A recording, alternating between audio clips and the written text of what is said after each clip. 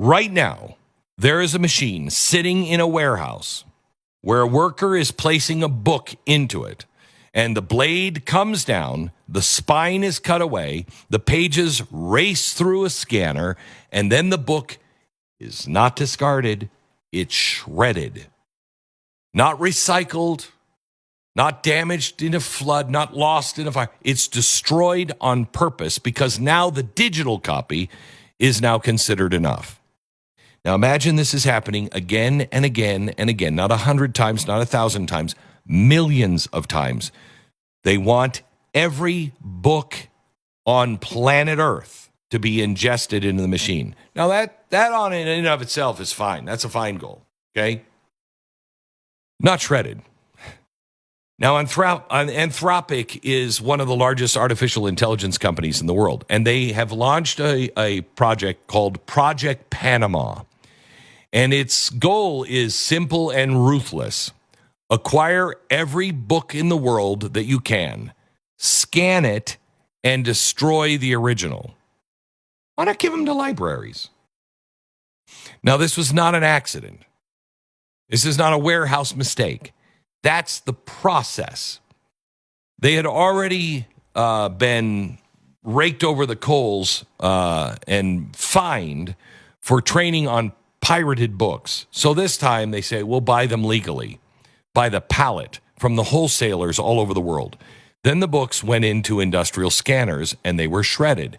Now, here's the problem. If you want to do this to new books, fine. You know, there's millions in copies of this book, fine. But Anthropic knew exactly how you would feel about this. So they issued a private, confidential, internal memo and told the employees to keep this whole operation secret. Quote, we don't want it to be known what we're working on right now, okay? So these rare bookstores started getting phone calls.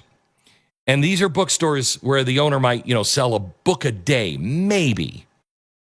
All of a sudden, they're getting calls. Do you have these titles? Yeah. You have these 300 titles? Yeah, we'll buy all of them.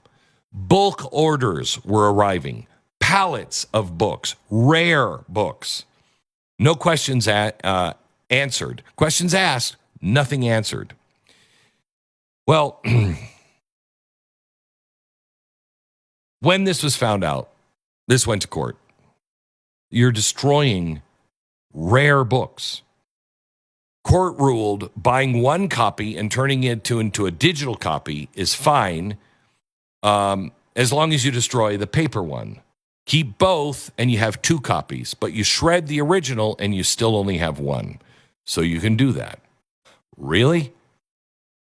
The destruction of the original became the legal argument that made this okay. So when the truth finally came out, men and women who have dedicated their lives to protecting books, to protecting history, these rare books, they were obviously outraged. When I read this story, I was outraged. In some cases, the books that have been destroyed were the single remaining copy left known in the world, and it's gone. I don't know. It bothers me. Does that bother anybody else? Let me tell you why. First of all, I want America to win the AI race. I want American companies building the smartest systems on earth. Books should help them train these systems. Books are some of the finest thinking humanity has ever done. Compared to the endless flood of machine-generated garbage and slop filling the internet, books are civilization's memories. Scan them, learn from them, preserve them, but never confuse scanning with shredding. Those are two very different acts. And not every book is the same. Like I said, some exist in the millions. Fine. Others exist by the dozens. Some may exist in under 5. And the machine doesn't know the difference. And apparently the law doesn't know the difference. And more importantly, Anthropic doesn't. They are ordering books by the thousands of ISBN numbers at a time. And they cut everything exactly the same. One rare book, only copy. They're 5 copies. Let's be absolutely let's gift Anthropic. There are 5 copies of this book. They buy 1. They destroy 1. This is something that I have been warning about for a long time. I don't know if you'll remember, but I have said it over and over again. Buy paper copies of books. Buy the paper copies of books. A book is more than ink and paper. A book is a witness. Once it's printed, it can't quietly change overnight. Nobody can sneak into your library at night and rewrite page 247. Nobody can update chapter 5 while you're asleep. The printed book stays exactly the way, and what it said the day it left the press will always be that way, forever. A digital file is different. Now, I'm not claiming Anthropic is secretly changing books. I'm saying something more simple and much more dangerous. Without the original, there is nothing left to check against the file. The original is the referee. You destroy the referee, and eventually somebody else decides what the score was. Okay? That's not paranoia. This is history. You cannot destroy the original because any digital copy can be changed and you have nothing to check it against. And we have been here before, and like I said, it wasn't good. Let me show you this. This is from 1552, but it started in 1526. An English scholar named William Tyndale. He committed what powerful men considered to be an unspeakable and unforgivable crime. He took the Bible, the New Testament, and he translated it into English. He believed ordinary people should be able to read the scripture for themselves in their own homes. Well, the king didn't think so. Why? Because if the king controlled the books, if he controlled the language, if he had control and you couldn't read the book, he could tell you anything. Oh, yeah, here's where, yep, Jesus said, the king's right on this one. It's right here. Oh, you can't read it. He could make things up. So Tyndale started printing these, page at a time.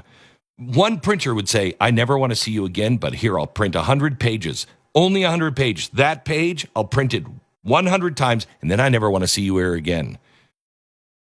Well, the Bishop of London came up with a clever plan. He didn't raid the printers. He didn't even outlaw the books.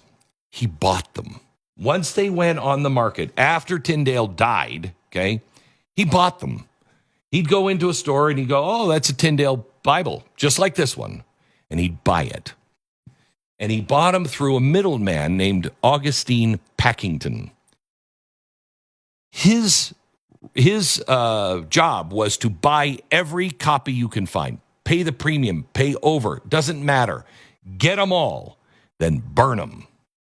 500 years ago, they already understood something we seem to be forgetting here. You don't have to argue against an idea if you can make sure that nobody else has a copy of it. And the story almost ended there. After a short period of time, there were 3,000 copies in the first printing of this book. Only 3 survive today. 3. If a few ordinary people had not hidden those books, history itself would have been poorer. We remember Tyndale because someone refused to let that last copy disappear. This copy was in the library of the British Library over 150 years before we were a country. Okay, this particular copy. History is filled with stories like this. The Nazis burned books in the streets and everybody cheered. Communists go in, they shred the archives. They rewrote the past so the party could never be wrong. It happened in Russia. It happened in China. Authoritarians, ideologues. It happens in Iran. Every regime that feared free thought has always done the same thing. They understood the simple truth. If you control the record of yesterday, You control what people believe about tomorrow. Now, the methods have changed, the slogans change, the technology changes, but the temptation never changes. Now, I am not saying that Anthropic is doing this intentionally to change history or anything else, but it will come. The idea is control the original. And that's why this particular moment deserves your attention right now. I don't think these companies, these engineers of these companies are waking up going, let's erase civilization. I don't question their intentions. I question the system, because systems create consequences far beyond the intentions of the people inside them. Today, the books are scanned. Tomorrow, the originals are gone. And the next generation doesn't even know they existed. No, that book's always been like that. No, I'm telling you, I read that book 20 years ago. That's not the same book. Yeah, oh, well, Dad's crazy. You're remembering it wrong. If I had a copy, I could prove it to you. This is why my charity Mercury One and the American Journey experience, and this is why I have this, okay? Because I saw in 2008, this kind of stuff is going to happen. And I've been urging you, please buy a hard copy of books. Please, don't just buy them online. If it's an important book, buy a hard copy of it, and online if you want. But somebody has to preserve this stuff. We're building a museum and a library in Dallas, Texas. I have now, with David Barton and the American Journey experience, we have the third largest library of the American founding in the world. I mean, I was standing with the curator in the vault of the National Archives, and I said, hey, do you have a copy of this? He said, no. Do you? I said, yeah, we have 3. The library, the archives don't even have a copy of it, okay? I want copies in the Library of Congress and the National Archives, but it must be also in the hands of private individuals. I'm preserving these books and documents because they have to remain in private hands as well as the public ones. No single government, no single corporation, no algorithm should ever hold the key to the past. Build a library of your own. Help us build ours. But you've got to stand against this. You have to stand against this. What Anthropic is doing by destroying originals, rare originals, is unspeakable. Protect the printed page so no one can kill the last witness. Civilizations survive because knowledge is scattered. Thousands of libraries, millions of homes, countless private collections. They have to be there. No king, no corporation, no government, no algorithm, no single point of failure, no Library of Alexandria. When that thing burned down, we lost all of man's knowledge and we went into darkness for a very long time. These AI systems fail on us, or we have to take them down and they have the only copy left. It's gone. Build AI. Train it on the greatest books ever written. Lead the world, but adopt one rule that every child can understand. Never shred rare books. Never destroy the originals. Because once the last physical copy disappears, history no longer has a referee. And once that happens, the question is no longer what is true. The question becomes, who gets to decide what's true?